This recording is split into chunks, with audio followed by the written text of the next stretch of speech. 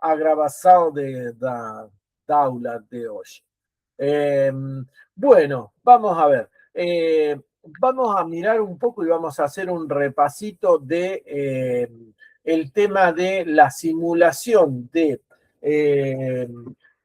shields y periféricos para Arduino. Ya con esto terminamos todo Arduino. Arduino es un estándar, ustedes no se olviden de eso, o sea, en realidad esto es microprocesadores. Si ustedes tienen que usar en algún momento industrialmente, si tienen que resolver un control o algo por el estilo, Arduino, esta plaquita, tiene varios problemas que hay que solucionar. Digamos, si yo quiero hacer Arduino industrial, ¿qué problemas le ven ustedes a la placa para usarlo en el ambiente industrial? ¿Alguno se da cuenta?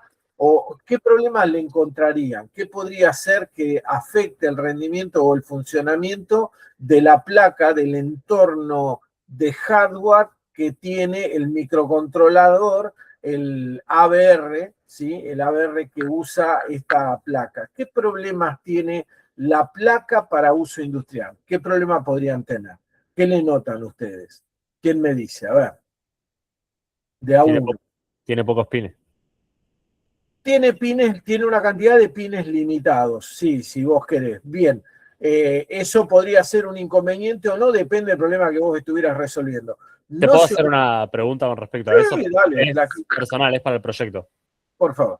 Viste que en los ejemplos que subieron, generalmente en la simulación se usa un LCD para ir mostrando, para ir escribiendo. Sí. Vi que en el Tinkercad hay dos. Hay uno que solo necesita 2 de esos pines. ¿Se puede usar ese? ¿Podemos usar ese? Sí. En realidad... porque si no, eso tenemos... más el teclado, viste, me dejan con muy pocos. No, los que tenemos nosotros tienen 4. ¿Ves? Claro. Y se ve, o sea, podés hacer la simulación con 2, pero la salida tiene 4. Tenés ¿Cuáles serían las 2 soluciones posibles en este caso? No, yo había pensado porque también viste que hay que conectar un teclado, que eso también ya ocupa varias. Sí, el teclado te ocupa muchas, sí. Perdón que interrumpa. Sí, dale. En realidad, el que estás mostrando, profe, es el mismo que dice 2 pines, porque son los 2 pines seriales de comunicación. Ah, porque usaste X y RX. Bueno, se podría hacer por ese lado. La presentación no es tan estos de acá, decís vos. Los de esta puntita de a ver, no sé si se ve. Bueno, lo de la puntita. Sí, se podría usar. Llevan una programación distinta, pero no es problemática, así que sí se podrían usar en esos términos. Pero la pregunta original me interesaba más, lo que te había preguntado antes. ¿Qué pasa si no te alcanzan los pines? ¿Qué haces? Y no, yo había pensado algunas de las funciones que había puesto para hacerse con una tecla, hacerlas con el teclado. Bueno, no sé, programarlo de alguna forma, cosa que apretando en el teclado pueda simularlo. Otra posibilidad, ¿cuál sería? La más obvia de todas. Porque vos lo tenés que resolver con Arduino en principio, lo tenés que resolver con Arduino. Una solución obvia sería pasarte a Arduino Mega, que tenés más entradas, salidas, por lo tanto, digamos, todo lo que hablemos de entradas lo tenés de salidas, podés tener más entradas, salidas y las tenés disponibles. Entonces te podrías pasar a Arduino Mega, pero probablemente vos tengas, como placa física, vos tenés Arduino 1 tuyo. Claro. Entonces, bueno, ve, ahí tenés, Clara tiene una solución. Hice como un multiplexor, difícil de explicar por acá, pero es eso, podrías usar una especie de multiplexor, podrías multiplexar el tema de las entradas, o si no, directamente podrías pedir una placa más, una placa Arduino 1 más a algún otro y con eso ampliarías la cantidad de pines disponibles y te comunicás de Arduino a Arduino. Ahí sí, yo lo había pensado así en un principio, pero tiene razón Juan Cruz lo que decía, usás el TX y RX que trae ya el display y lo podés manejar, es menos flexible por ahí porque no podés programarle la posición exacta de las cosas, no lo podés entrar, te muestra el texto puro, no te lo permite decorar si vos querés, pero la verdad no va a ser importante en la evaluación, pero vos podrías agregarte otro Arduino de última y comunicar a tu Arduino usando los pines TX y RX para comunicarte con el Arduino que vos tenés originalmente, ¿se entiende? Es una forma de solucionar el problema de la falta de pines. La otra es multiplexar. O sea, trata de poner una entrada de selección y que esa entrada de selección te maneje alternativamente, lo haces ponerle con una protoboard, si vos querés, se pueden usar, por supuesto, lo que ustedes saben o ignoran, no, los que ignoran no lo usen lo que saben, pero lo que ustedes saben de combinacionales y de secuenciales sigue siendo válido acá. O sea, se puede usar para entrar a Arduino una entrada multiplexada sin ningún problema. Lo estandarizan, regulan que las tensiones toman alimentación de Arduino para evitarse los dolores de cabeza de por ahí tener que adaptar tensiones o lo que sea, tomen las tensiones de alimentación de Arduino y multiplexan y ya está. Una de las formas. ¿Se entiende? Sí, igual, profe, ya si ustedes tienen para simular el LCDS que había dicho yo, ya a mí me sirve. Si se puede no usar. No hay problema. Sí, mejor. sí, lo usamos así. No hay problema. No hay problema. Sí, Tiago. Juan Cruz, sí.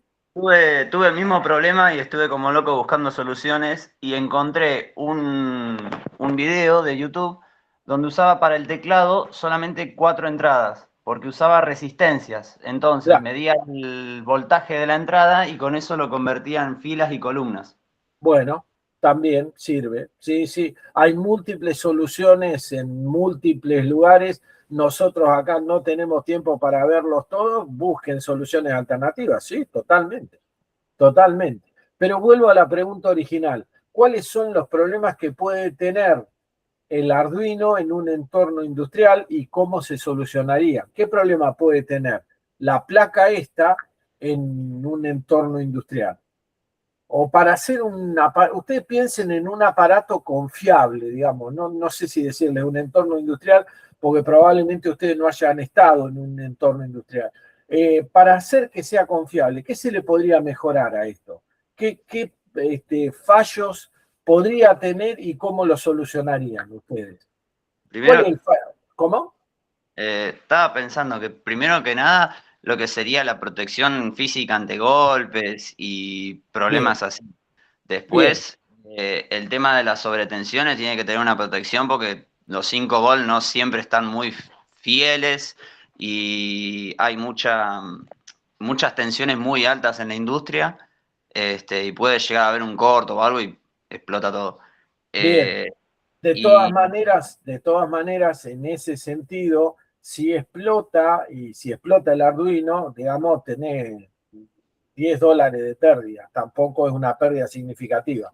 Por eso les recomendamos, siempre les decimos, Arduino, si ustedes lo van a usar, se usa en terminales de control, en terminales de sensores, ese tipo de cosas. Cosa de que si se pierde algo, no sea muy dramática la pérdida, ¿no? Que sea de bajo valor. En ese sentido, Arduino tiene una ventaja, es de bajo costo, ¿sí? Es de bajo costo. Alto valor, en el sentido de que vale por lo que pesa, pero es de bajo costo económico, entonces la reposición de Arduino es realmente barata para la industria. ¿Qué otra cosa?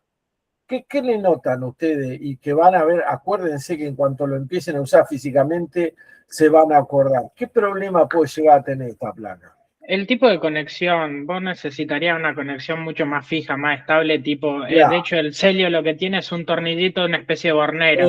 Eso, una bornera, estas borneras de empuje nada más, o sea, el hecho de que vieron los cables DuPont, tiene una puntita y le meto esa puntita y eso toma contacto con un cañito que tiene de contacto la bornera que tiene el Arduino, realmente es la parte más floja que tiene el Arduino.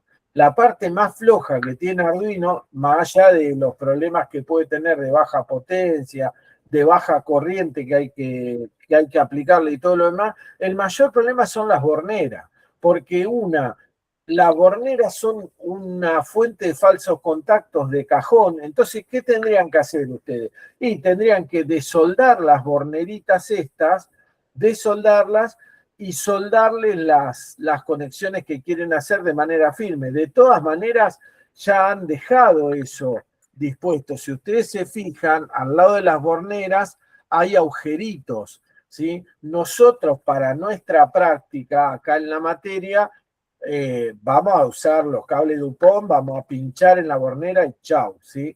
Pero ustedes, si algún día tienen que hacer un proyecto con Arduino donde tienen que lograr una buena confiabilidad, lo que van a hacer es entrar en esos agujeros con un conector apropiado y soldarlo como corresponde. Entonces, cuando está soldado, bueno, ya tenemos una mejora en la confiabilidad de la conexión y ya no entra tanto, no hay tantas posibilidades de falsos contactos o de entrada de ruido, porque no nos olvidemos también que como la bornera está parada por encima de la placa, eso hace de antena de ruido, ¿sí? Ese cañito que se levanta ni siquiera 1 centímetro, 9 milímetros y pico, que tienen las borneras estas, eso que levanta es un captador de ruido, es una antena que capta ruido, entonces hay que tratar de disminuirlo. Podrían, por ejemplo, desoldar para un proyecto, insisto, donde tienen que lograr la máxima confiabilidad,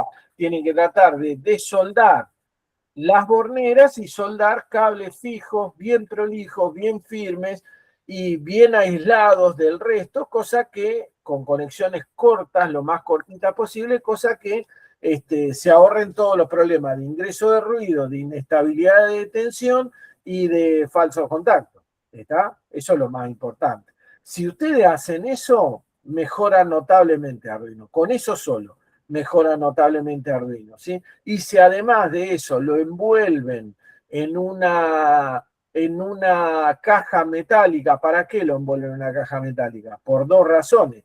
Una, porque, digamos, lo que decía Juan Cruz, el tema de los impactos y todas esas cosas, si no le pongo una buena caja, capaz que se rompe de nada. Pero además de eso, le hago una jaula de Faraday alrededor, entonces todo campo electromagnético que ande por ahí dando vuelta va a bordear la caja y va a salir.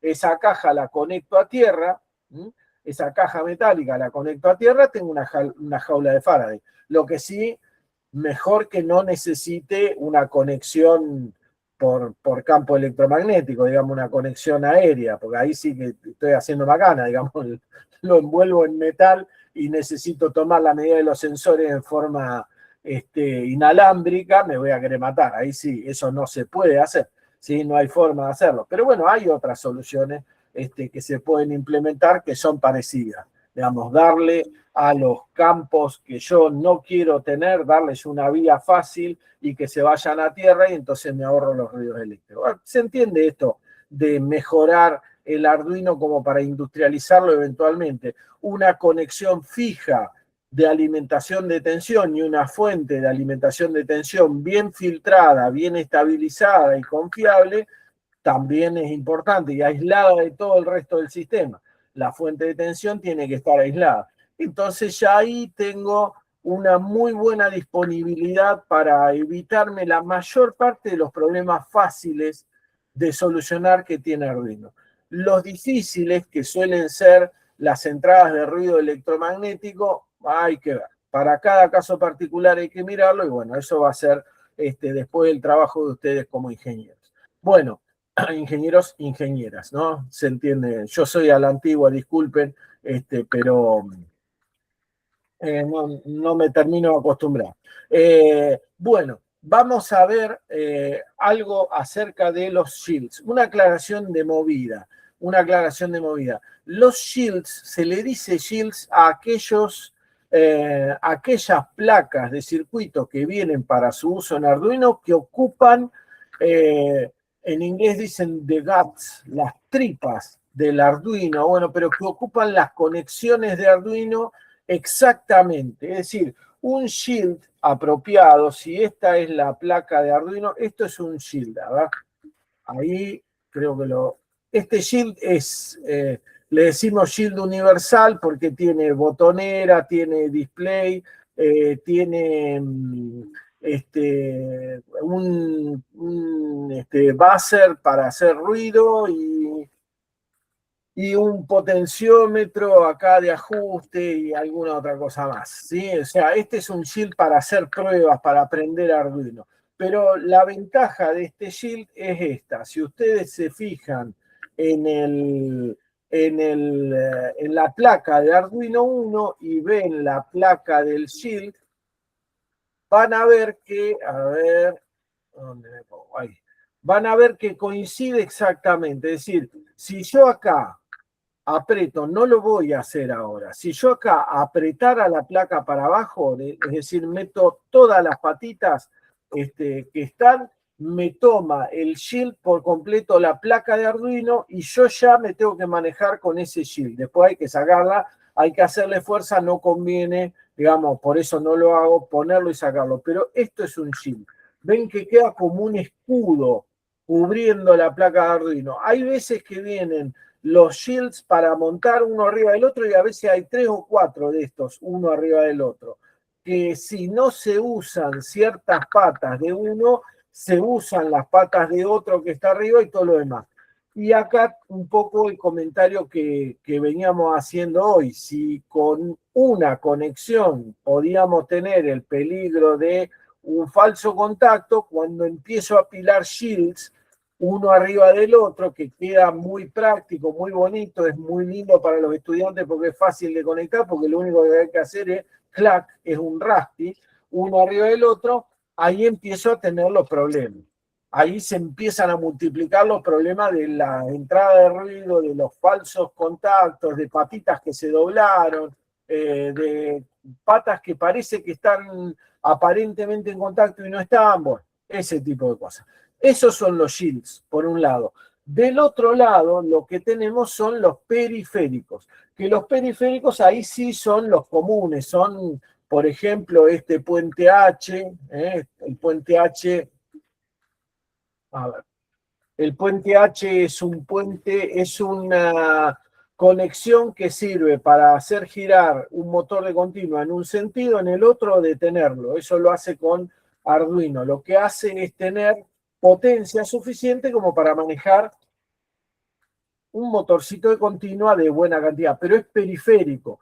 Viene un puente H para montar como shield. Yo no preferí no usarlo porque siempre he preferido no usarlo. Después otros periféricos que ustedes van a usar son el teclado, el servomotor, estas cositas las van a usar y las van a emplear, pero son periféricos y no shields. Son periféricos y no shields. Vamos a ver cortito, así ya terminamos esta primera clase. Vamos a ver una aplicación de una simulación de algo que ustedes tienen que hacer, de un arranque, parada, motor con botones. En este caso creo que era, bueno, ahora lo vamos a ver porque no me acuerdo. Lo hice hoy a la mañana, así que no, nada de motores. Lo que vamos, ¿se ve la pantalla? Sí. Sí, se ve. Gracias. Lo que vamos a ver es el uso de la tarjeta RFID para simulación. Para simulación no hay mucho problema. No sé si alcanzan a ver. Lo que va a hacer este programita es, digamos, prender una luz. Se supone que donde está el LED verde va a estar el arranque motor, donde está el rojo está la parada del motor, ¿sí? Y tengo un botoncito de reset por si quiero resetear el sistema. Esto que está acá es un lector de tarjetas RFID. Las tarjetas RFID son las que se usan, para las alarmas en los lugares, en los comercios que venden ropa y todo ese tipo de cosas. Tenemos un video donde lo explicamos, pero se lo explico muy cortito. RFID quiere decir que ¿Lo han visto alguna vez en la carrera? Me lo ahorro. ¿Han visto alguna vez un sensor RFID? Estos, un generador sensor RFID, lector. No, profe, yo por lo menos no. No. Bueno, esto lo inventaron los ingleses en la Segunda Guerra Mundial para no pegarle mal a los aviones propios, porque el tema que tenían ellos era que mandaban un avión desde Londres hacia Alemania, por decir alguna cosa por el estilo, iba, bombardeaba y volvía. Cuando volvía resulta que le habían matado a tiros el avión, digamos, se lo habían destrozado a tiros, o le habían embocado un solo tiro en el avión, por ponerte un caso más tragicómico, y el tema es que le habían pegado el tiro justo en la radio. Entonces, el piloto estaba bien, los ocupantes del avión estaban bien, pero vos veías un avión, vos estabas abajo con la artillería antiaérea, veías un avión que venía hacia vos y ¿qué hacía? Lo dejás pasar alegremente, ¿y cómo sabés quién va tripulando ese avión? El avión es tuyo, lo reconoces, pero no sabés cómo, quién es el que lo va tripulando, porque si lo vienen tripulando el enemigo y te quiere matar a bombazo a vos, no tenés forma de verificarlo. Lo llamás por radio, le decís, che, identificate, ¿quién sos? No contesta. Estás en guerra, ¿qué haces en esa situación? Lo bajaste. Y después te das cuenta que eran pilotos tuyos los que bajaste, ¿sí? Y porque simplemente no le andaba la radio, lo hiciste miñango, lo mataste. Bueno, ¿cuál es la solución que hasta el día de hoy se usa? Hasta el día de hoy esto funciona en los aviones.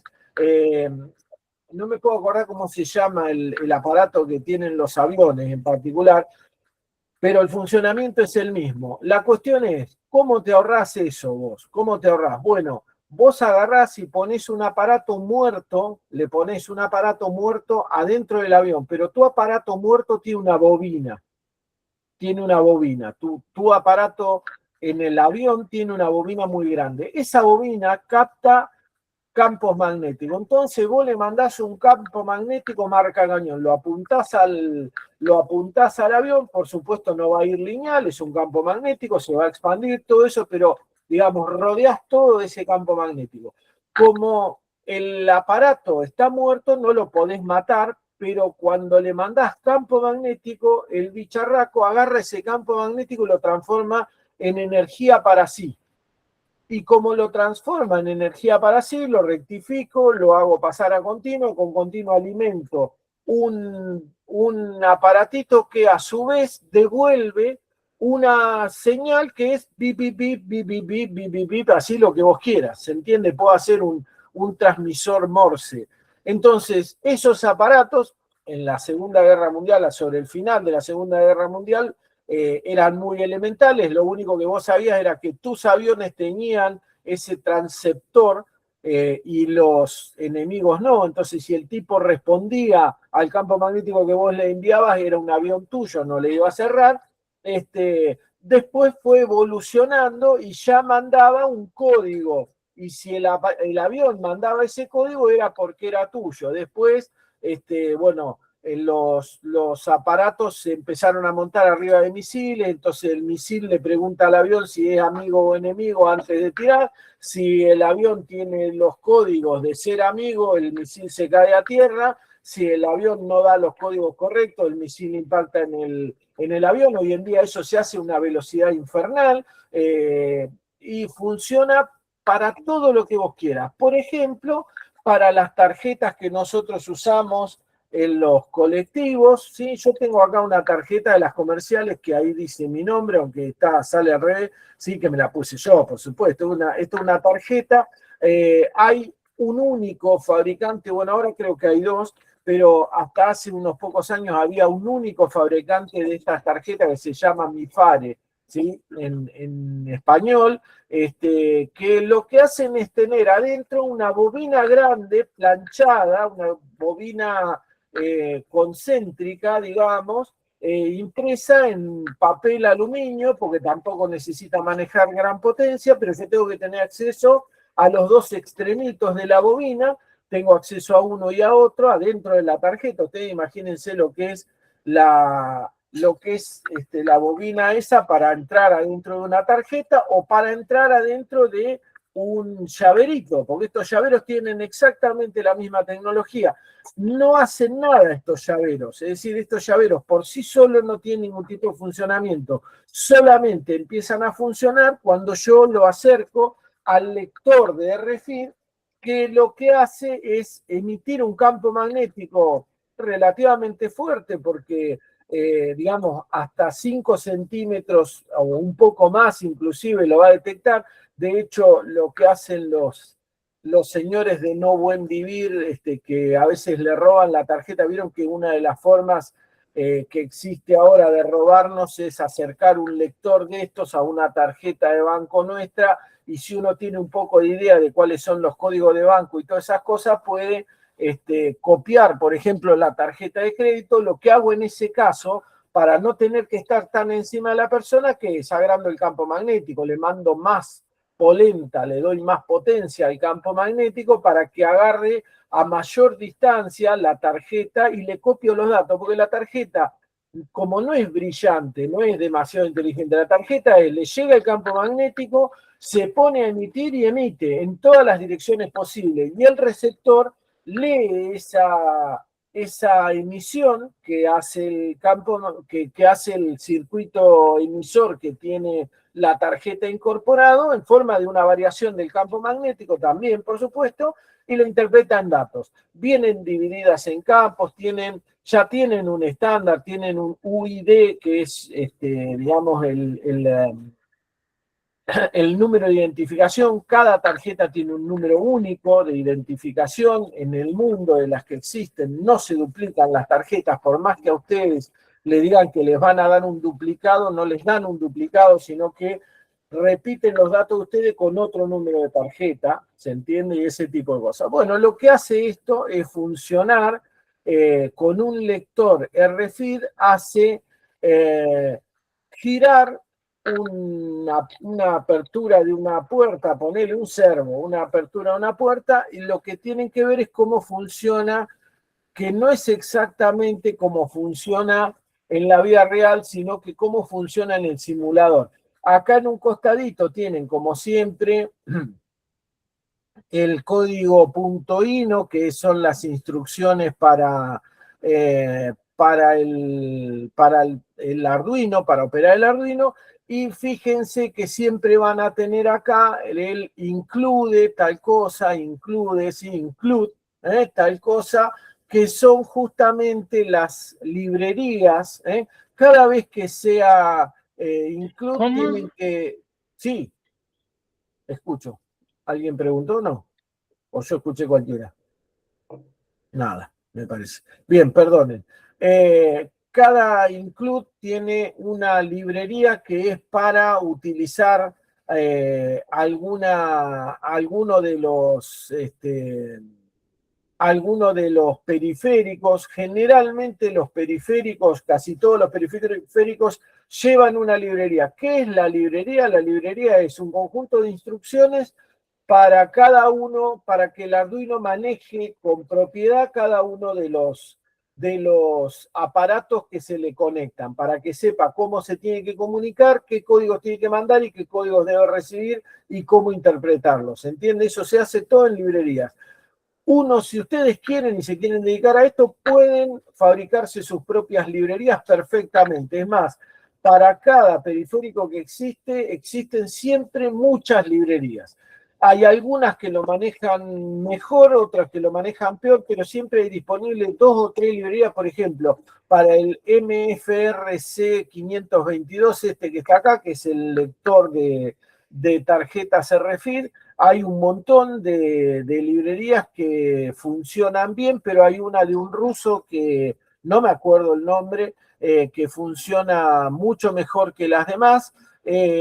Y para cada uno de estos, el servo es para el motor servo, el SPI es para el OLED, para el display, para poderlo manejar con propiedad sin ningún tipo de problemas. Así que siempre se puede resolver, incluso haciendo ustedes mismos esa librería. Hacer la librería no es fácil, pero si se quieren dedicar a esto lo pueden hacer. Bueno, les muestro cómo funciona y ya está, es distinto, no tengo tarjeta acá para acercarle al simulador, pero yo le hago clic al emisor de campo magnético, digamos, al lector de tarjetas, y le digo, cuando yo aprieto el botón celeste, ven el que dice tap, bueno, ahí entonces, ¿qué hizo?